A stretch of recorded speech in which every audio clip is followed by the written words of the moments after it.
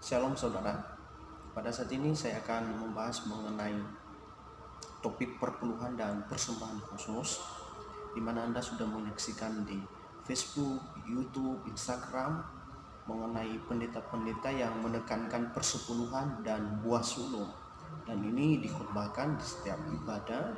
Bahkan ada juga orang-orang yang memang tidak setuju dengan pendapat demikian. Nah, sekarang kita harus kembali ke Alkitab, apa itu persembahan persepuluhan dan persembahan sulung.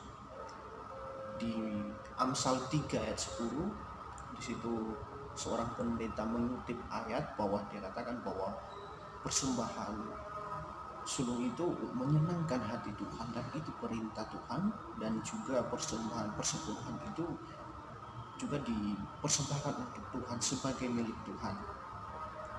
Namun ada juga pendeta yang mengatakan bahwa persepuluhan itu tidak berlaku untuk saat ini, karena ya persepuluhan itu hanya pada zaman PL, hanya untuk imam-imam sekarang kan tidak lagi.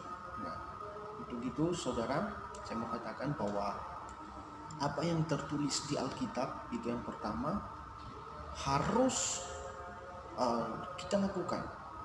Jika itu baik, harus kita lakukan. Dan apakah relevan sampai saat ini, itu juga kita harus mempertimbangkannya.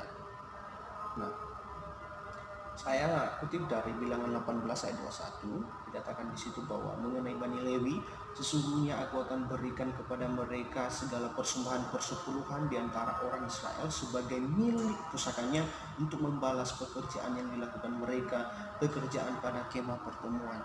Saudara yang terkasih, di sini dikatakan bahwa persepuluhan itu adalah milik Tuhan, namun Tuhan mempersembahkannya, memberikannya kepada Bani Lewi sebagai milik pusakanya untuk membalas pekerjaannya di kemah pertemuan. Saudara yang terkasih, saya tidak tahu seperti apa peraturan sinode yang juga dianut oleh setiap pendeta, baik yang mengizinkan perpuluhan, memungut perpuluhan maupun yang tidak.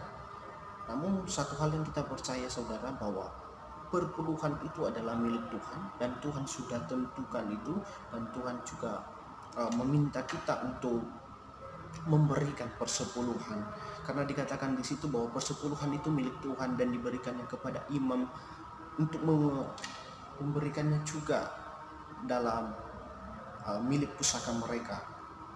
Dan kita tahu bahwa imam-imam itu pada zaman PL tidak bekerja saudara, mereka hanya sibuk mengurus keperluan-keperluan di kemah pertemuan.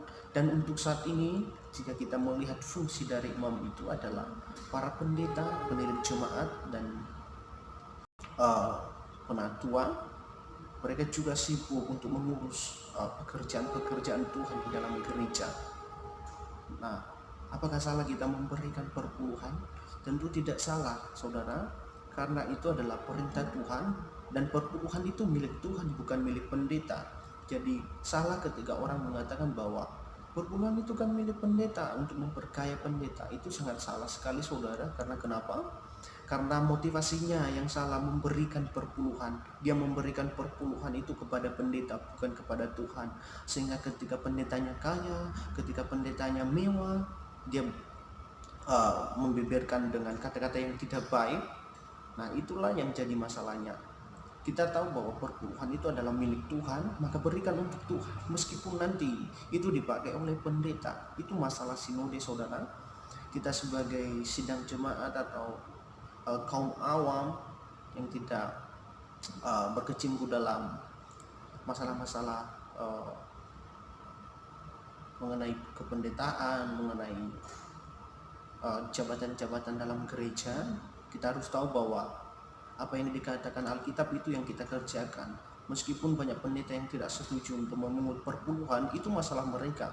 Bagaimana mereka menafsirkan Alkitab, bagaimana juga mereka mengaplikasikannya untuk saat ini. Tapi bagi saya, perpuluhan itu adalah miliknya Tuhan, maka berikanlah untuk Tuhan.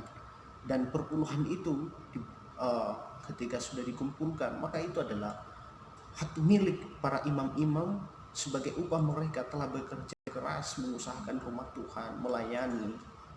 Bukan berarti itu gaji mereka, tidak saudara. Itu memang hak mereka yang telah Tuhan tetapkan.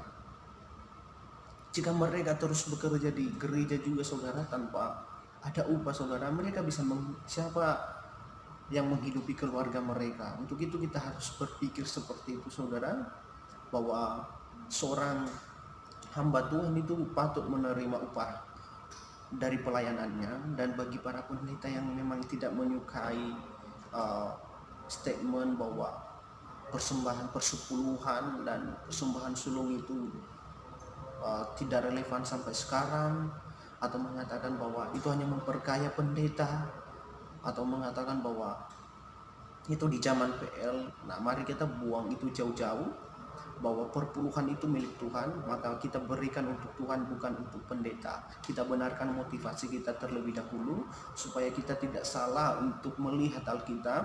Dan bagi para pendeta yang memang tidak memperlakukan perpuluhan, tolong jangan juga memberikan semacam argumen-argumen yang membuat pikiran jemaat seolah-olah berpikiran negatif terhadap pendeta-pendeta yang memungut perpuluhan.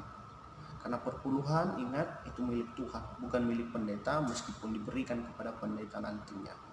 Dan kita tahu bahwa persembahan sulung juga saudara, itu diberikan orang Israel sebagai hasil pertama dari segala yang mereka punyai. Dan itu juga adalah yang dikatakan firman Tuhan. Jika memang diberlakukan di satu sinode, tolong kita hargai.